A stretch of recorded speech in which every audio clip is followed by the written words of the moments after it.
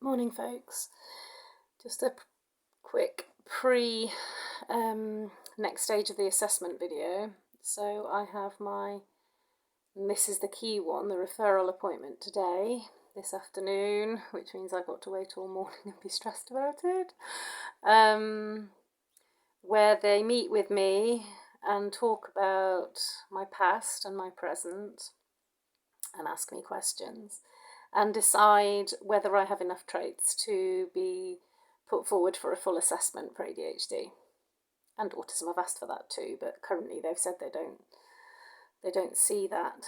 And I'm really anxious, and I'm conscious I feel really emotional, and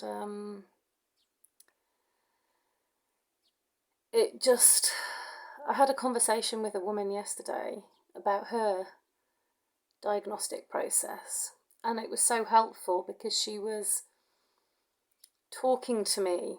She seems very similar to me in the sense that I've always seen myself as successful, and it's because I've trained myself to make the best of what I have, to see the best in life, to practice gratitude since I was 19, and I randomly stumbled across meditation and yoga, which honestly saved my brain. But in talking to her, I realised more clearly the stories that I'd been telling myself. And so at school, my IQ was rated as quite high, and so I was expected to get all A's. And I got mostly A's for my GCSEs when I was 16, deliberately got a couple lower because I didn't want to be the only one getting all A's. But when it came to A-levels when I was 18, again, I was predicted all A's and I got 2 B's and 2 C's. And I remember saying to my tutor that I was finding it really hard to concentrate, and I thought it was because my parents were arguing too much. And so she wrote a letter to the university to say that if I didn't quite make the grades, that I was struggling, that they should consider me anyway. And what I'd said was true. However, looking back, I realised there was more to this. And in the end, I did get enough grades, enough points to get into my university of choice, but only just. And I also took a year out, which was seen by the university as a positive thing because it facilitated a student in being more well-rounded in their perspective. But I realised that in those last couple of years of school, I lost focus and interest and concentration. And it was because I couldn't decide between psychiatry and psychology. And the careers counsellor, instead of trying to figure out what I actually wanted to do, as opposed to what I felt I ought to do, she said, well, you should do the sciences and maths because that'll enable you to go for both of your choices when it comes to it. But sciences and maths were not what I wanted to do.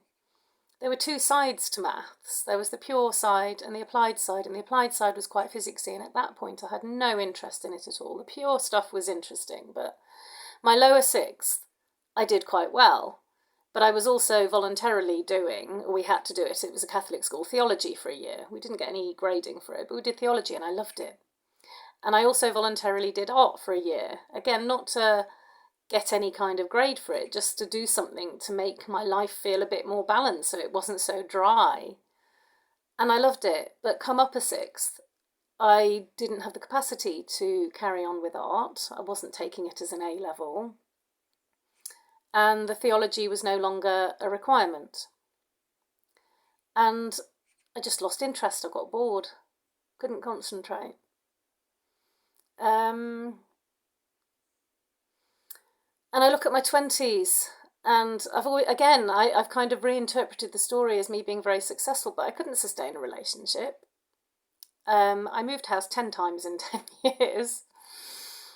I changed jobs fairly regularly, and the only one that lasted 4 years was actually 2 different jobs for the same organisation. So after a year, I switched to one that was more to do with psychology. And also, I was doing 2 voluntary roles at the same organisation at the same time.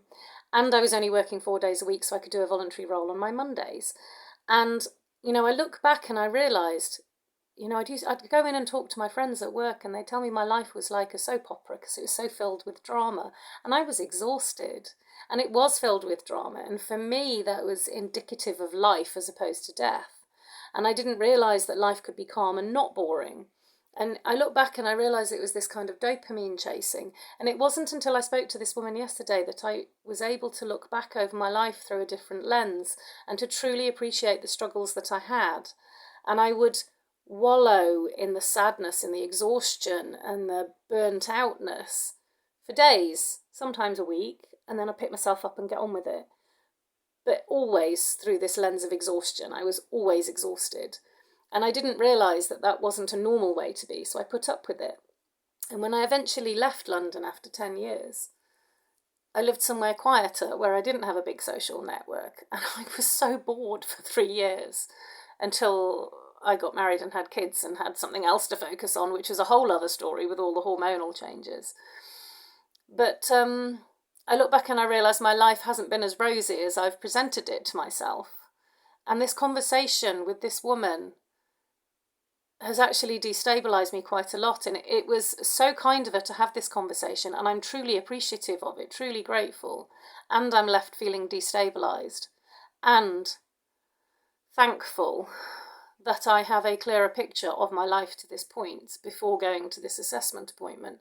But it also, it makes me wonder, all of these other people who are fairly intelligent and successful in life who also have ADHD but do not have someone to talk to, in the sense of, listen, let's just look at your past. How was it really?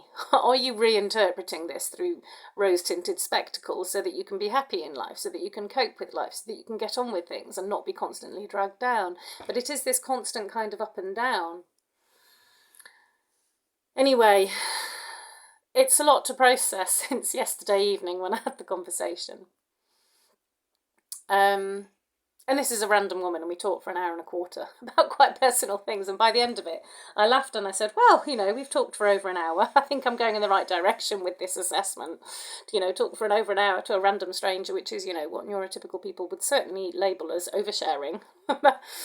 It made me chuckle, and I'm laughing now because I'm feeling emotional, and that's another way I cope, is by laughing, seeing the funny side of things. But at some point I need to let the other feelings out behind the laughter, and they will come out during this assessment this afternoon. I'm positive. I have no doubt that I will end up bawling my eyes out, which reminds me, I'd quite like to go and find my sunglasses to put in my bag so that I can hide behind them when I emerge from the assessment.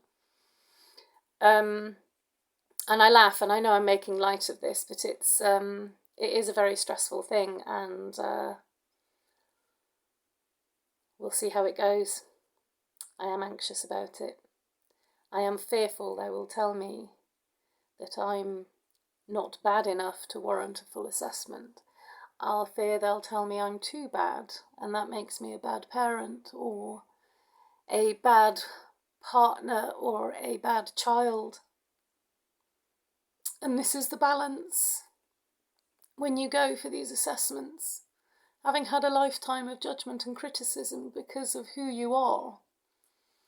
And now you need to go and tell someone exactly who you are, all the things you were criticised for and judged for, with the risk of knowing you may be judged again or told it's not bad enough. Like, pull yourself together, you're not bad enough to warrant any extra help. So for any of you out there who may be going through a similar process, just know that you're not alone. We're all the same in this process. I've been so fortunate to join a Facebook group in this city of other women in the same position. I'm very thankful for this, because that's truly shown me I'm not alone in how I feel. But I want you all to know that you're not alone. This is tough, and I hope one day it will become easier and we won't face so much judgment and criticism in the future. I'll update you later. Take care, everyone.